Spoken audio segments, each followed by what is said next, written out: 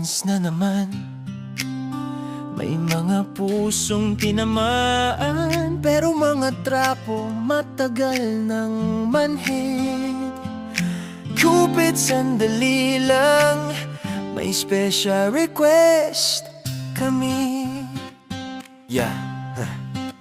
Valentine's wish ko sana simpleng pag-ibig lang, pero pagtingin sa balita puso ko dumugo na naman. Mga bulsa nila busog, puso tiyan namin puro hangin. Cupid, baka pwede, konting tulong ba pwede?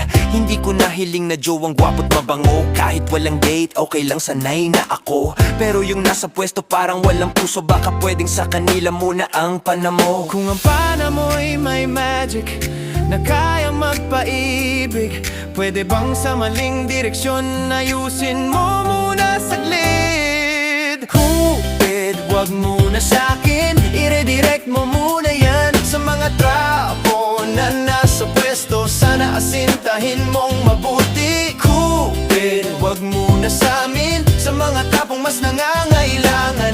Kung matutong silang magmahal, baka gumatan problema ng bayan. Hindi ko hinihiling mansion o alahas. Gusto ko lang mamuhay ng hindi laging kabado bukas. Kung may puso sa budget, kung may lambing sa batas, baka hindi puro luha at pasakit sa taong bayan. Mga pangako parang text na scene lang. Pag eleksyon sweet, pagkatapos biglang galit na. Cupid, baka may special arrow ka dyan, yung hindi kilig kundi konsensya ang tama. Dear Cupid, hindi po ito hate, love letter lang po para sa bayan.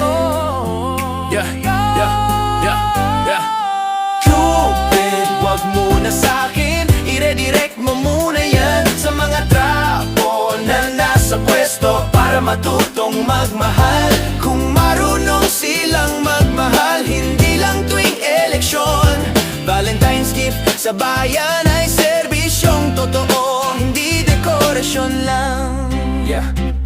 Kapag natutong magmahal ang may kapangyarihan, hindi na kailangang umasa sa pana ni Cupid kailanman.